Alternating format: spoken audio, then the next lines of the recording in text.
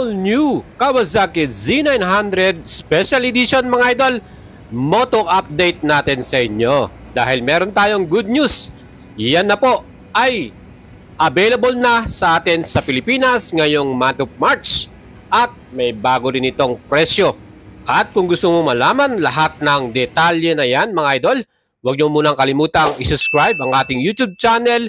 At kung mahilig kayo sa mga big bikes at motorcycle, sakto ang ating channel dahil lagi tayo nag-update sa inyo ng mga paparating na bagong model, bagong upgrade at syempre, saan ba makakakabili niyan.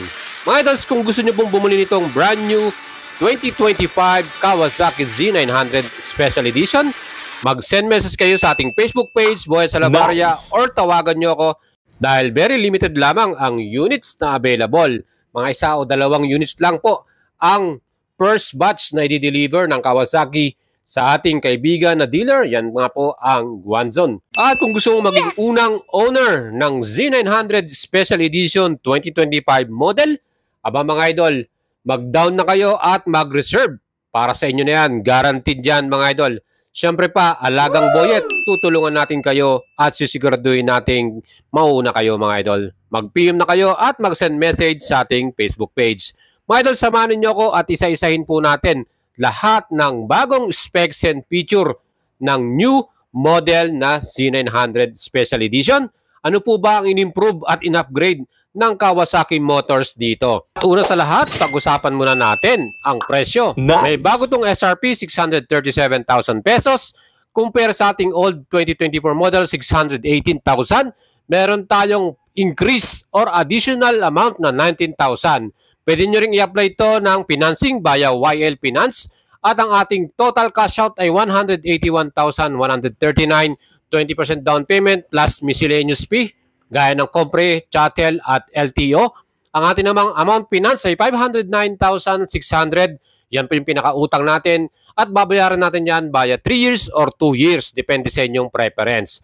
Mga idols, mag-PM na kayo sa ating Facebook page at syempre tutulungan natin kayo maka-apply via financing. Dyan po sa YL, meron tayong collab dyan. At kung gusto nyo ng cash payment, ang total cash pay natin dito, 637,000 plus 3.5 na 3 years LTO, 640,500. Yan po yung ating i-prepare na amount. And syempre, pag-usapan naman natin yung mga bagong specs and features with new 5-inch TFT color display mga idol, kung saan mapapakita na rin yung turn-by-turn navigation. That is the latest feature nito. Plus, meron din tayong cruise control, Kawasaki quick shifter, riding modes, at syempre, yung ating traction control, 3 levels na.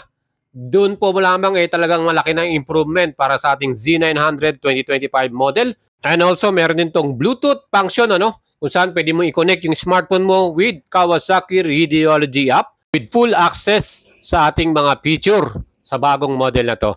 Mga idols, dahil na rin sa ating bagong ride-by-wire throttle, yan po, meron tayong 6-axis IMU, kung saan meron na tayong electronics. At yan po, meron tayong ditong bagong Kawasaki Cornering Management Function, kung saan mamamonitor na ang feedback lahat po ng ating IMU. Gaya po ng ating ABS, traction control, at syempre wheel lip function. And for this year model din, meron ding big improvement sa ating engine. Yan po ay merong total displacement 948cc. And syempre pa, in-improve yung kanyang fuel economy at in-increase din yung torque nito, lalo na sa lower RPM. Yan po yung mga naging improvement niya. And ang max power nito ay 123 HP at 9,500 RPM at max torque 99.1 Newton meters at 7,700 RPM. Compression ratio 11.8/1 at bore by stroke 73.4/56. Mga idols, itong ating bagong Kawasaki Z900 SE ay meron na ring quick shifter up and down yan. O diba? Na-enhance na rin pati ang kanyang sleeper clutch. Plus meron din tayong cornering ABS dito. Traction control, 3 levels. Cruise control.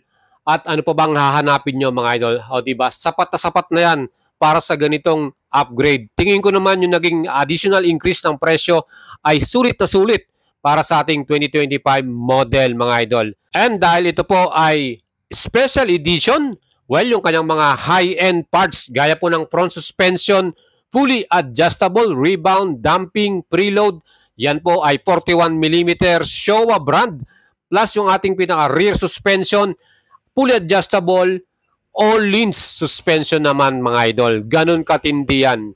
Siyempre pagdating sa standard version naman, kung tatanungin nyo ako kung meron na, wala pa pong update. So ang available pa rin po sa atin sa Pilipinas ay 2024 model. And kung gusto nyo ng update regarding dyan, tumutok lang kayo sa ating YouTube channel at siguradong bibigyan natin kayo ng update kung lalabas na rin ang 2025 model na standard version para sa Z900 mga idol.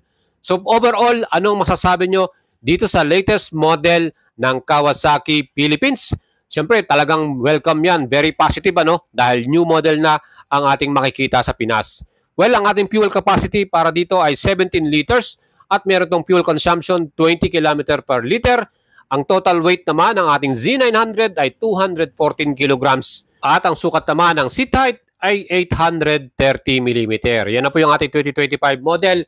Mga idols, mapapansin nyo, same pa din yung kanilang ginamit na braking power dito, yung kanilang brand, yung Brembo M4.32. Plus sa likod naman natin, naka-disc brake din. At sabi ko nga sa inyo, equipped to ng bagong ABS system at syempre traction control kung saan in-improve na 3 levels na siya.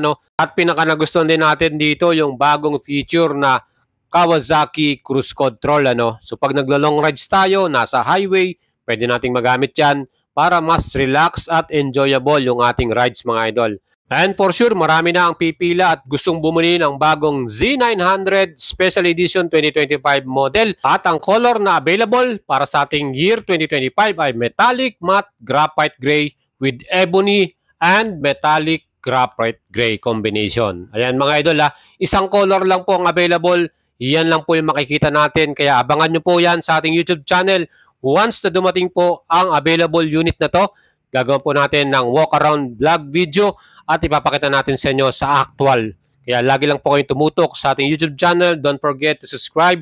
At sa ating Facebook page, dyan po kayo mag-send message sa atin at mag-PM kung gusto nyo pong makauna na makabili nitong bagong Z900 Special Edition with new price 637,000 pesos. Ito na po ang pinakamabenta at pinakasikat na super naked model ng Kawasaki Motors Philippines in 900cc. New performance at new Sugumi styling plus fully loaded ang ating super naked na to. Kaya talagang very exciting ang magiging performance para sa ating mga idol dyan. At syempre yung ating mga other features talagang sulit na sulit para sa price increase na 19,000. In my own opinion lang yan. Again mga idols, kung kayo po ay balak bumili nito, available na yan. Month of March, makikita na natin yan sa mga Kawasaki store. And salamat lagi sa inyong suporta. Mga idol, ciao at ride safe po sa inyong lahat.